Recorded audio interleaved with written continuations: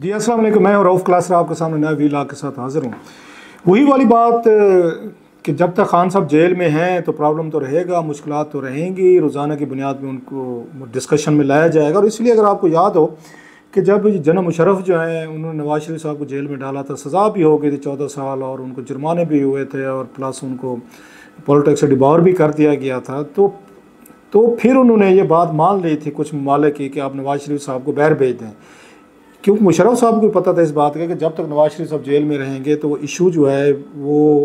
Highlight होता रहेगा कि साबिक़ प्राइम मिनिस्टर जो है वो जेल में हैं और उनके हामी और उनके सपोर्टर्स इवन उनके मुखालफिन जो है इस तरह से वो सिंपथी लेना शुरू कर दें। ये पाकिस्तान हिंदुस्तान का कल्चर है, ये कोई यूरोपियन सोसाइटी नहीं है हमारे यहाँ कि वहाँ पे कोई बंदा गलत करे, कानून है, लॉ है, तो वहाँ का लोग इतने बाशऊर हैं कि वो खुद उनसे तवक्को करते हैं लीडरशिप जो है इनको सज़ाएँ भी होनी चाहिए, ये दोबारा पब्लिक लाइफ में या पॉलिटिकल लाइफ में नज़र भी ना। हमारे यहाँ ऐसा सिस्टम कोई नहीं। यहाँ पे जो जितनी देर के लिए जेल चला जाए, चाहे कितना बड़ा गुनाह और कितना बड़ा जुर्म भी नहीं उसने ना किया हो, तो हमारे लोग जो है रोना धोना शुरू कर देते और उनको इवन अपोनेंट जो है उनकी सिंपथी जो है वो भी उनके साथ होना शुरू हो जाती है। यहाँ पर मैं पहले भी कहता रहता हूँ कि जो पाकिस्तान में पॉलिटिक्स होती है, पैटर्न है यहाँ पे लोगों के वोट डालने के, वो ना करप्शन की बुनियाद पे हैं ना मोरालिटी की बुनियाद पे, ना या मॉरल्स देखे जाते हैं कौन कितना हाई मॉरल ग्राउंड पे खड़ा हुआ है या कितना नेक है, कितना ईमानदार है, या ये कितना वो शरीफ है या करप्ट है या नहीं है। ये चीज़ें ये मैटर नहीं करती। अगर करती होती तो पाकिस्तान में इस वक्त नवाज शरीफ साहब, जरदारी साहब, उसके बाद ये हो गए इमरान खान साहब और दीगर लोग, अगर इनका क्राइटेरिया देखा जाए, इनका मोरालिटी के और करप्शन के देखे जाएँ तो शायद ये कहीं स्टैंड नहीं कर सकते। लेकिन जैसे मैंने कहा कि जो जो इनको सज़ा मिलती है हमारे यहाँ लोग हीरो बनना शुरू हो जाते। वजह वही है, एक सदियों का एक प्रोसेस है वो। खैर एक लंबी डिबेट है कि हमारे यहाँ इस खित्ते में ये क्या प्रॉब्लम है कि लोग जो है किसी को सज़ा अगर राइट भी दी जाए वो उसको नहीं मानते। सो भुट्टो साहब भी ऐसे, आपको पता है कि वो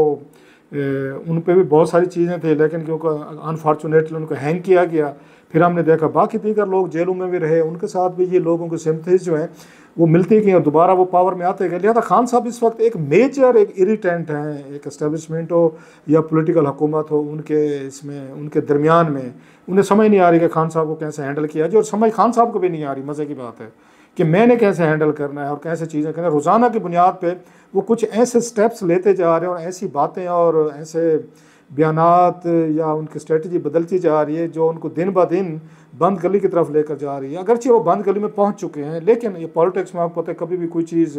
कोई होना कोई मुश्किल नामुमकिन नहीं होता। मसलन 2-3 चीज़ें हुई हैं जो मेरे लिए थोड़ी सी स्ट्रेंज हैं कि खान साहब जो हैं अब अपना उन्होंने गोल पोस्ट जो है उन्होंने बढ़ा दिया है। एक तो मैं आरिफ अलवी साहब जो है ना वो नज़र आ रहे हैं, अब बयानात दे रहे हैं, अचानक उनको हमदर्दी जाग गया आरिफ अलवी साहब को, खान साहब से मुलाकातें भी हो रही हैं, स्टेटमेंट भी दे रहे हैं। और यही अलवी साहब थे जिनको खान साहब ने वहाँ से जेल से बैठ के अच्छी खासी उन्होंने सुनाई थी हलीमा खान साहब के ज़रिए कि ये जो है ना वो एस्टेब्लिशमेंट के साथ मिल गए हैं और अपना जो कानूनी और आइनी हक़ था इन्होंने इस्तेमाल नहीं किया। खैर अब वो दोबारा एक दूसरे के साथ मिल गए। अब हम देख रहे हैं कि वो जो मतलब बुली करने वाला, थ्रेट करने वाला स्टाइल था वो आरिफ अलवी साहब के उसमें पलड़े में डाल दिया गया कि अब आप जो है ना आप थोड़ा सा या एस्टेब्लिशमेंट को या पोलिटिकल फोर्सेज को आप डराएं। अब मुझे नहीं पता कि जिनसे खान साहब खुद नहीं डरते वो दूसरों को क्या डरा सकेंगे। अलवी साहब शरीफ आदमी, जेंटलमैन आदमी है। मैं अब डिटेल में नहीं जाना चाह रहा कि उन बेचारे वो किसी को अगर धमकी भी दे रहे होंगे तो अगला हंस पड़ेगा। अलवी साहब तो इस तरह के शरीफ आदमी है, उनको तो हर कोई आते जाते कोई ना कोई टक्कर मार जाता है, कोई ना कोई उनको वो कहते हैं एल्बो कर जाता है, कोई उनको मुंडा कहते हैं कंधा मार देगा। अलवी साहब बेचारे कहने कि चलो तुसी लंघ जाओ साड़ी खैर है। अलवी साहब तो इस तरह के बंदे हैं। बहरहाल खान साहब समझते होंगे कि शायद वो कुछ कोई बहुत बड़ी थ्रेट कर सकते हैं जिससे फ़ौज या पॉलिटिकल एलीट डर जाए कि जो प्रेशर कुकर फटने वाला है, तो लिहाजा अलवी साहब की बात को सारे सीरियस लेंगे। मैं वही कहता हूँ जब उनकी अपनी पार्टी अपना उनका वज़ीर आज़म और दीगर लोग उनको सीरियस नहीं लेते थे आरिफ अलवी साहब को, तो उन बेचारों को और किसने लेने। बहरहाल इस वक्त ज़रूरत है आपको, ठीक है उस अलवी साहब भी लगे हुए हैं। दूसरी चीज़ जो है वो ये है कि इमरान खान साहब ने एक नया कार्ड खेला है और वो कार्ड है 1971 का पाकिस्तान आर्मी की, जो वहाँ पे उसमें बांग्लादेश बनने में जो रोल था या पाकिस्तान आर्मी की वहाँ पर उसको डिफीट कह लें, सरेंडर कह लें, खान साहब ने अब उसको हाईलाइट करना शुरू कर दिया। और ये कि अपने पार्टी के वर्कर्स के ज़रिए या पार्टी सोशल मीडिया टीमों के ज़रिए नहीं किया, ख़ुद उन्होंने अपने अकाउंट से ये चीज़ें जो है ना किसी के पास होगा अकाउंट उनका, वहाँ से उन्होंने डालना शुरू कर दिया। अब ये ट्रेंड चलाना शुरू हो गया है कि just to embarrass and corner ये पाकिस्तान आर्मी के आप लोग जो हैं कैसे आपने 71 का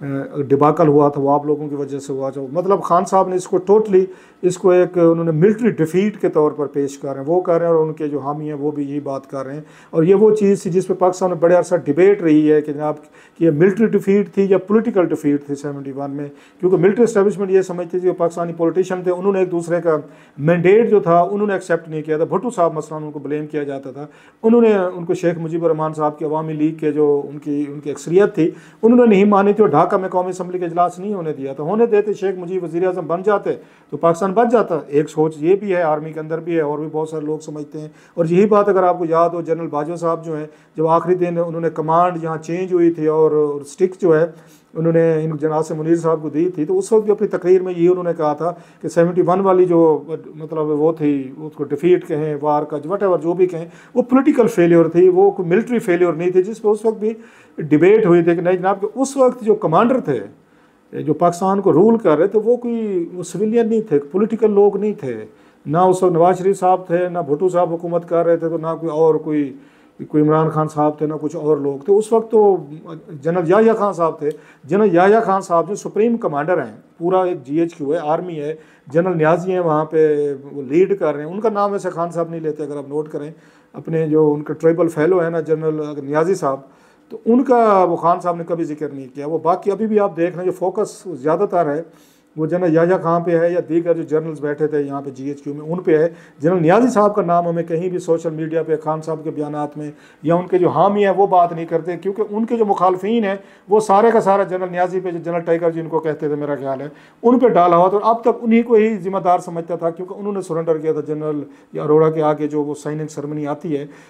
सो सारी के सारा जो फोकस रहा है हमेशा जनरल न्याजी साहब पे रहा है। अब इमरान खान साहब ने उस फोकस को चेंज करने की कोशिश की, और मैं दोस्तों को कहता भी था कि खान साहब इस मामले में बड़े अंक टच ही रहे हैं कि जनरल न्याजी साहब की वजह से पूरे का पूरा एक over the period of 50 years तो उनको न्याजी क्लाइन को ये बातें सुनना पड़ेंगी। For none of their fault of course, पूरा एक डिबेकल कोई एक बंदे का तो नहीं होता, उसके पीछे ढेर सारे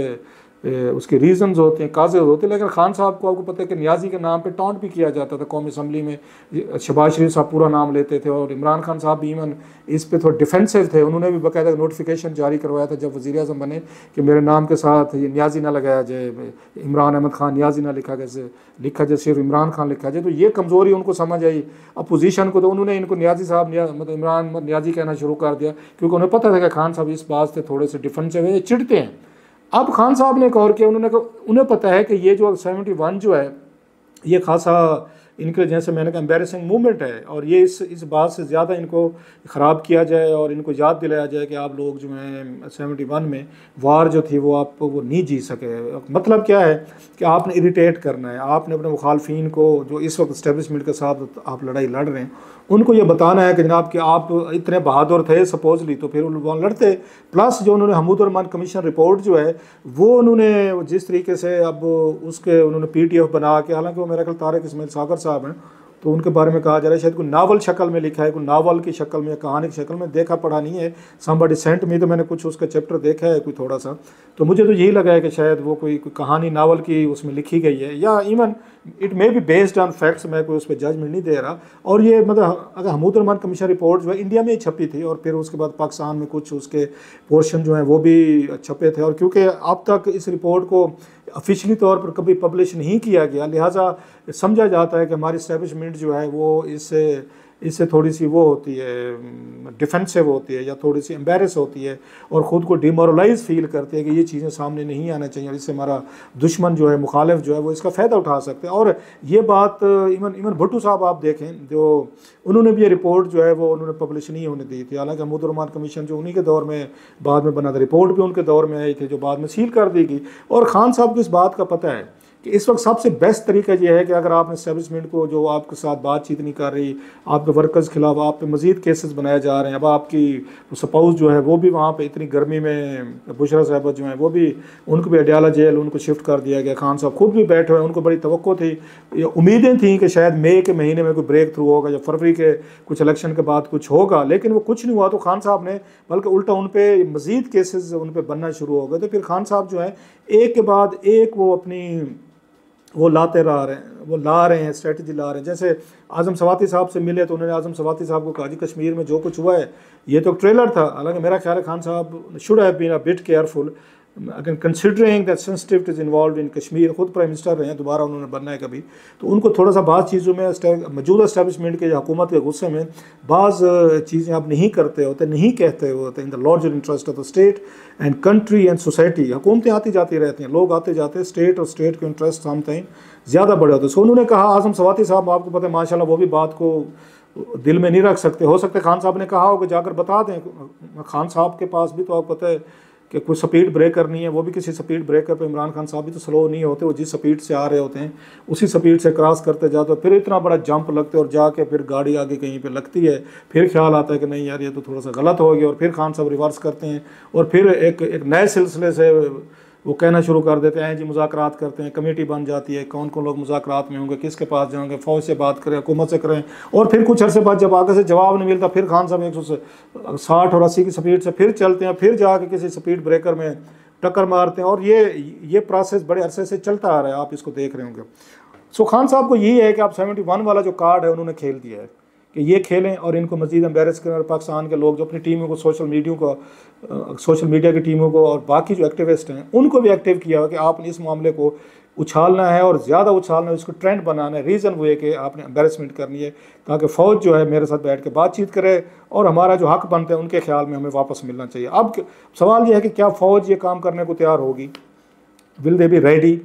अब ये सवाल जो है मोहम्मद मालिक साहब जो है हमारे एंकर दोस्त हैं, मेहरबान है, मेरे तो उस्ताद भी रहे हैं इसमें न्यूज़ में, उन्होंने इसके सवाल का जवाब दिया। वो ये कहते हैं जी मेरी कुछ ये लोगों से एस्टैब्लिशमेंट में बात हुई है, वो कहते हैं जी कि हमें कोई इसकी कोई परवाह नहीं कि हमारी पॉपुलैरिटी क्या है, मुल्क में हमें लोग कैसे देखते हैं, किस तरीके से देखते हैं, या वो खान साहब को बड़ा वो समझते हैं कि वो बहुत पॉपुलर। उन्होंने कहा जनाब कि फ़ौज एस्टैब्लिशमेंट होती है वो पॉपुलैरिटी नहीं देखती होती, ये सियासतदानों का काम होता है, वो पॉपुलर फैसले करें, पॉपुलैरिटी देखें कि हमने वोट लेने। एस्टैब्लिशमेंट या आर्मी ने कोई वोट नहीं लेना, लिहाजा हमने मुल्क देखना, हमारे मुल्क के क्या मफादात हैं। सो मतलब ये है कि मतलब ये बिग नो है जो उनकी तरफ से कर दिया गया कि जी आप कुछ करें, नो में कर लें। अब शोधा की, ये उनका ख्याल मैं बता रहा हूँ, अब शोधा की उनकी यादगारों पे हमले करें, अब हमारे खिलाफ ट्रेंड चलाएं, आप 71 वाली रिपोर्ट्स को लेकर उस पर बात करें, खान सभा में थ्रेट करें, वो इकोनॉमिस्ट में टेलीग्राफ में हमारे खिलाफ मजमून छपवाएँ, या हमें एक तरह का ज़िम्मेदार ठहराएं जी कल को मुझे या फलां को कुछ हुआ मेरे स्पाउस को तो आप ज़िम्मेदार होंगे, गाली गलौज करें। वो क्या जी जो भी कर लें, हमने इस मामले में कोई बातचीत खान साहब से नहीं करनी। सो अब खान साहब के पास जो स्ट्रेटजीज़ हैं, अब क्या इसके बाद रहेंगे, नेक्स्ट क्या होगा, ये तो चलो 71 वाला कोई दिन चलाएँगे खान साहब, नेक्स्ट तो वही होगा फिर जो उन पर खान साहब पे इल्ज़ामात लगते हैं कि फिर खान साहब जो हैं वो फिर उसके बाद अली अमीन गंडापुर साहब को कुछ कहें कि जनाब आप कोई लाने बगावत जो है वो करो, जो उन्होंने फरमाया हुआ है। आज़म सवाती साहब ने हिंट तो दे दिया है कि अगली बगावत रेवोल्यूशन जो है वो KP से आएगा, वहाँ कश्मीर में शुरू हो गया, अब KP है वो करेगा, उनका ख्याल है वो रेवोल्यूशन लेकर आएगा। फिर अगला स्टेप तो ये है कि मुल्क के अंदर आप फिर फर्दर मैं इस पर क्या कह सकता हूँ। सो खान साहब अपनी तरफ से स्पीड बढ़ाए जा रहे हैं, एस्टैब्लिशमेंट अपनी तरफ से बढ़ाई जा रही है, अदलिया और एजेंसीज के लड़ाई का आप हशर देख ही रहे हैं। एक इस मुल्क में अजीब सा एक तमाशा लगा हुआ है, और there is nobody to say halt कि बस करें या रुक जाएं, कहीं ना कहीं पे कोई बातें, कोई कहीं ना कहीं पे कोई बैठ के कोई मामलात को हैंडल कर लिया जाए, ठीक कर लिया जाए। कोई ऐसा एल्डर भी नहीं बच गया हमारे यहाँ जो इन तमाम फोर्सेस को लेकर। So it's a battle of the egos. Establishment भी पीछे नहीं जाएगी, वो कह चुके हैं। खान साहब भी मज़ीद रोज़ाना की बुनियाद पर कोई ना कोई नया बम तो वो छोड़ते जा रहे हैं। लेटेस्ट बम 71 वाला है, महमूद रहमान कमीशन रिपोर्ट है, जो समझते हैं कि इससे फ़ौज को एम्बेरसमेंट होगी और पाकिस्तानी अवाम में इनके खिलाफ ज़्यादा से ज़्यादा नफरत होगी। यही शायद PTI चाहती है कि इस्टेब्लिशमेंट को बैकफुट पर लेकर अपनी मर्ज़ी के डील लेने के लिए, मुज़ाकरात के लिए उनको टेबल पर लाया जाए। अब जना आसिम मुनीर साहब टेबल पर आते हैं इन टैक्टिक्स के बाद, नहीं आते, लेट्स सी।